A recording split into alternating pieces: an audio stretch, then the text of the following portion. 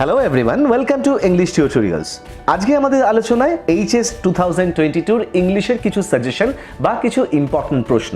প্রত্যেকটা chapter wise বা গল্প কবিতা ওয়াইজ আমরা ইম্পর্টেন্ট কোশ্চেনগুলো জেনে নেব, বাট তার আগে আমি তোমাদেরকে কিছু কথা বলতে চাই আর্নেস্টলি। দেখো, ইংলিশে ভালো ফল করতে গেলে কিন্তু শুধুমাত্র সাজেশন ভিত্তিক পড়াশোনা করলে হবে না। তাই তোমাদেরকে প্রত্যেকটা টেক্সট, গল্প, কবিতা, নাটক অত্যন্ত মনোযোগ সহকারে এবং খুঁটিয়ে খুঁটিয়ে পড়ে রাখতে হবে। এবং আমি তোমাদেরকে রিকোয়েস্ট করব বা সাজেস্ট করব যে কোনো সাজেশনই, ইনক্লুডিং এই সাজেশনটিকের কথাও কিন্তু আমি মেনশন করছি এখানে, কোনো সাজেশনই কিন্তু অন্ধভাবে শুধুমাত্র ফলো করে যাবে না। অর্থাৎ শুধুমাত্র সাজেশন ভিত্তিক পড়াশোনা করে বা সাজেশনের ওপর ভরসা করে কিন্তু এইচএসে, ইংলিশে বা অন্য কোনো সাবজেক্টে ভালো ফল করাটা কিন্তু একটা লটারির মতন। তাই এই ব্যাপারটা কিন্তু মাথায় রাখবে। আর আজকে আমরা যে প্রশ্নগুলি আলোচনা করছি, এই প্রশ্নগুলি কিন্তু ইম্পর্টেন্ট কোশ্চেন। কিন্তু once again I would like to repeat myself যে এই সাজেশন থেকেও যদি 100% কমন পাওয়ার এক্সপেকটেশন না রাখাই ভালো। এগুলি ইম্পর্টেন্ট। হোপফুলি এই কোশ্চেনগুলি পড়লেই তোমরা পুরোপুরি কভার করতে পারবে টপিকগুলো, কিন্তু পুরোপুরি 100% কমন আসবে এটা কিন্তু নাও হতে পারে। তো সেইটা বলে আমি আজকের কোশ্চেনগুলিকে নিয়ে আলোচনাটা শুরু করে দিচ্ছি। দেখো, প্রথমেই আইজ হ্যাবিট থেকে আমি 4টি কোশ্চেন দিয়েছি। প্রথম কোশ্চেনটি হচ্ছে, why did the girl consider the narrator as lucky? এবং এর সাথে part question, why is October the best time to visit Mussoorie? Second, then I made a mistake কোটেশনের মধ্যে, what mistake has been referred to here, why was it a mistake? এই কোশ্চেনটি কিন্তু খুব important. এটা এর আগেও কিন্তু এইচএসে এসেছিল।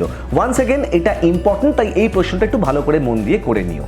Next, comment on the ending of the story, অর্থাৎ গল্পের এন্ডিং এর ওপরে তোমাকে কমেন্ট করতে বলা রয়েছে, অর্থাৎ গল্পের এন্ডিং নিয়ে তোমার বক্তব্য জানতে চাওয়া হয়েছে। এবং লাস্ট কোশ্চেনটি, the thought of laughter made me troubled and lonely, কোটেশনের মধ্যে, এবং এই লাইনটাকে তুলে এই লাইনটার এক্সপ্লেন করতে বলা হয়েছে। অর্থাৎ এক্ষেত্রে অন্ধ ব্যক্তিদের প্লাইট বা সেক্ষেত্রে ন্যারেটারের, গল্পের রেসপেক্টে ন্যারেটারের কীরকম ধরনের মানসিকতা বা কীরকম ধরনের ফিলিংস এসেছিল সেই বিষয়ে কিন্তু তোমাকে এক্সপ্লেন করতে বলা হয়েছে। এরপরে স্ট্রং রুটসের প্রথম question, what picture of Kalam's childhood do you find in the story? এক্ষেত্রে কালামের শৈশবের যা যা ঘটনার কথা আমরা স্ট্রং রুটসে পেয়েছি সেই সমস্ত কিছু মেনশন করতে হবে, ইনক্লুডিং দ্য কমিউনাল হারমোনি, অর্থাৎ কমিউনাল হারমোনির যে ছবিটা আমরা পেয়েছি সেটাকেও কিন্তু এখানে মেনশন করতে হবে। 2 নম্বর question, what is the relevance of prayer according to Kalam's father? অর্থাৎ কালামের পিতার মতানুযায়ী প্রার্থনার প্রাসঙ্গিকতা কি? Next question, what did Kalam's father advise regarding adversity? অর্থাৎ প্রতিকূলতা সম্বন্ধে কালামের পিতা কালামকে কি উপদেশ দিয়েছিলেন? How did his attitude influence young Kalam? এবং কালামের পিতা জাইনাল আবদিনের অ্যাটিটিউড কিভাবে ছোট্ট কালামকে প্রভাবিত করেছিল? এরপরে 3 কোশ্চেন। প্রথম প্রশ্ন, what were the 3 questions? How and what did the learned men answer the questions? অর্থাৎ 3টি কোশ্চেন কী কী ছিল এবং শিক্ষিত জ্ঞানী গুণী ব্যক্তিরা জারের ওই 3টি প্রশ্নের উত্তর কেমনভাবে দিয়েছিলেন এবং কি কি উত্তর তারা দিয়েছিলেন। Second question, how did the hermit give or explain the answers to the tsar? অর্থাৎ সেই হারমিট বা সেই সাধু বা সন্ত জারকে তার উত্তরগুলি কিভাবে দিয়েছিলেন বা কিভাবে ব্যাখ্যা করে বলেছিলেন। 3 নম্বর question, who was the bearded man? সেই দাড়িওয়ালা ব্যক্তিটি কে ছিলেন? Why did he want to kill the tsar? তিনি কেন জারকে হত্যা করতে চেয়েছিলেন? How did the tsar make peace with him? এবং কিভাবেই বা সেই ব্যক্তির সাথে জারের বন্ধুত্ব হয়েছিল। এরপরে আমরা চলে আসি পোয়েট্রিতে, অ্যাসলিপ ইন দ্য ভ্যালি। প্রথম প্রশ্ন, what attitude to war do you find in the poem? অর্থাৎ কবিতাতে যুদ্ধের প্রতি কবির মানসিকতার কি পরিচয় আমরা পাই? এই কোশ্চেনটাকেই ঘুরিয়ে অন্যভাবে দিতে পারে থিম অফ দ্য পোয়েম, অর্থাৎ কবিতার বিষয়বস্তু হিসেবে, বা অন্যভাবেও আসতে পারে what picture of brutality of war do you find in the poem? অর্থাৎ যুদ্ধের নৃশংসতা সম্বন্ধে বা যুদ্ধের নৃশংসতার কি চিত্র তুমি কবিতায় পাচ্ছ? এছাড়াও মনে রাখবে futility of war, pity of war, এই ফ্রেজগুলো দিয়েও কিন্তু প্রশ্ন আসতে পারে। সেক্ষেত্রে উত্তর কিন্তু সেমই হবে। এবং লাস্ট কোশ্চেনটি, সিগনিফিকেন্স অফ দ্য টাইটেল, অর্থাৎ অ্যাসলিপ ইন দ্য ভ্যালি কবিতার টাইটেল বা শিরোনামের যথার্থতা তোমাকে বলতে বলা হয়ে রয়েছে। সেক্ষেত্রে সাবস্ট্যান্স, কবিতাটা সাবস্ট্যান্স পড়লেই কিন্তু টাইটেলের আনসারটা প্রিপেয়ার হয়ে যায়। দুরকমভাবেই আসতে পারে। সাবস্ট্যান্স পড়লেই, যদি বলে সাবস্ট্যান্স লেখো তাহলে তুমি সাবস্ট্যান্স লিখবে, আর যদি বলে যে সিগনিফিকেন্স অফ দ্য টাইটেল লিখতে তাহলে পুরো সাবস্ট্যান্সের আনসারটা লিখে টাইটেল সম্বন্ধে 2-1টি লাইন অ্যাড করলেই কিন্তু উত্তরটা প্রিপেয়ার হয়ে যাবে। এরপরে, shall I compare thee to a summer's day? First question, how did Shakespeare prove the superiority of his friend's beauty? অর্থাৎ কবি শেক্সপিয়ার কিভাবে তার নিজের বন্ধুর সুপিরিয়রিটি, তার বন্ধুর সৌন্দর্যের সুপিরিয়রিটি কিরমভাবে প্রমাণ করেছিলেন? বা কোশ্চেনটা অন্যভাবে আসতে পারে, how did Shakespeare compare his friend's beauty to a summer's day? অর্থাৎ কবি শেক্সপিয়ার কিভাবে তার বন্ধুর সৌন্দর্যের সাথে একটি গ্রীষ্মের দিনের সৌন্দর্যের তুলনা করেছিলেন? Second question, how did Shakespeare immortalize his friend's beauty? অর্থাৎ কবি শেক্সপিয়ার কিভাবে তার বন্ধুর সৌন্দর্যকে অমর করে দিয়ে গেছিলেন? বা সিগনিফিকেন্স অফ দি কাপলেট, অর্থাৎ শেক্সপিয়ারিয়ান সনেটের লাস্ট দুটো লাইনকে আমরা কাপলেট বলি, সেই কাপলেটের যথার্থতা বা সিগনিফিকেন্স বা তাৎপর্য কি? এভাবেও কিন্তু প্রশ্নটি আসতে পারে। এরপরে poetry of art. Poetry of art খুব ইজি কবিতা এবং খুব স্ট্রেট ফরওয়ার্ড কবিতা। পোয়েট্রি অফ আর্টের থেকে তোমরা যদি সাবস্ট্যান্সটা করে নাও, তাহলে সেই সাবস্ট্যান্স থেকেই কিন্তু টাইটেলটাও রেডি হয়ে যায় অটোমেটিক্যালি। এছাড়া আরেকটি কোশ্চেন আসতে পারে, সেটা হচ্ছে what role do the grasshopper and the cricket play in the poem? অর্থাৎ কবিতায় ঘাসফড়িং এবং ক্রিকেট অর্থাৎ ঝিঝি পোকা কী ভূমিকা পালন করে?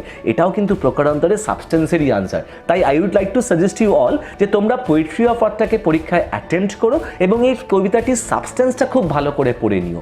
এই কবিতা থেকে যেরকমভাবেই প্রশ্ন আসুক না কেন, সাবস্ট্যান্সটা ভালো করে পড়া থাকলেই কিন্তু যে কোনো প্রশ্নের উত্তর খুব সহজেই লিখে দেওয়াটা সম্ভব।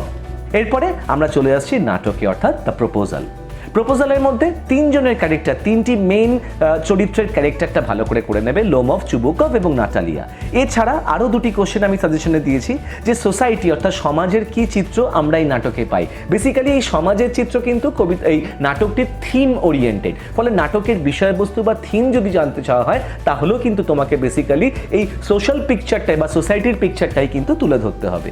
এছাড়াও justify the proposal as a one act play, অর্থাৎ একাঙ্ক নাটক হিসেবে দ্য প্রপোজালকে জাস্টিফাই করতে বলা হয়েছে বা তার যথার্থতা বিচার করতে বলা হয়েছে। এরপরে রাইটিং স্কিলের ক্ষেত্রে আমি তোমাদের প্রত্যেককে অ্যাডভাইস দেব যে তোমরা রিপোর্ট রাইটিংয়ের দিকে যাও, কারণ অফিসিয়াল লেটার এবং প্রেসিও থাকবে যদিও তোমাদের অপশানে, তথাপি আমি প্রেসি লিখতে কাউকে সাজেস্ট করবো না, কারণ প্রেসি একেবারেই স্কোরিং নয়।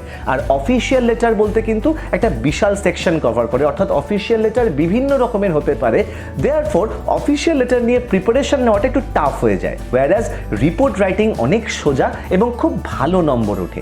Report writing basically school oriented বিষয়ে কিন্তু লাস্ট এইচএসে কিন্তু আমরা প্রশ্ন পেয়েছি, তাই যে টপিকগুলো আমি এখানে মেনশন করেছি সেগুলো মনে রাখবে, মেনলি স্কুল ওরিয়েন্টেড টপিকের ওপরেই কিন্তু হচ্ছে, অর্থাৎ ঘটনাগুলো স্কুলে হয়েছে। সেরকম কিছু সাজেস্টিভ আমি কিছু এখানে এক্সাম্পল দিয়ে রেখেছি, যাদের মধ্যে কোভিড অ্যাওয়ারনেস ক্যাম্প, 2 নম্বরে distribution of mask and sanitizers, how your school organise online classes, organisation of a cultural programme in school, অথবা কিরমভাবে সরস্বতী পুজো সেলিব্রেটেড হয়েছে তোমাদের স্কুলে সেই ব্যাপারে, organisation of a health check up or eye treatment camp বা blood donation camp.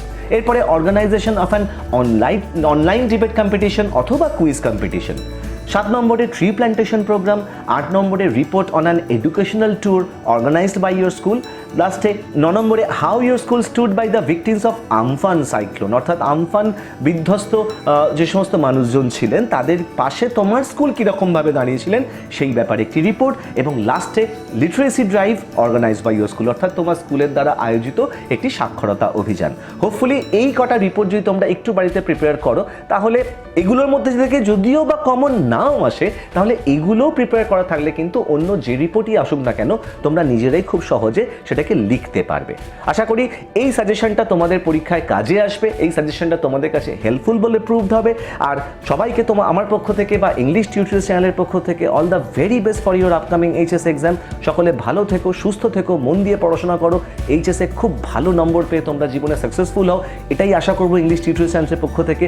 আর যদি মনে হয় যে ইংলিশ টিউটোরিয়ালস চ্যানেলটিকে একটু হলেও হেল্প করাতে পারে, সাপোর্ট করাতে পারে, তাহলে প্লিজ ডু সাবস্ক্রাইব, বেল আইকনটাকে প্রেস করে রেখো যাতে ইন ফিউচার যে কোনো ভিডিও নোটিফিকেশন তোমরা প্রথমেই পেয়ে যাও। ভালো থেকো, stay safe, keep watching English tutorials, keep learning, and thank you so much for watching.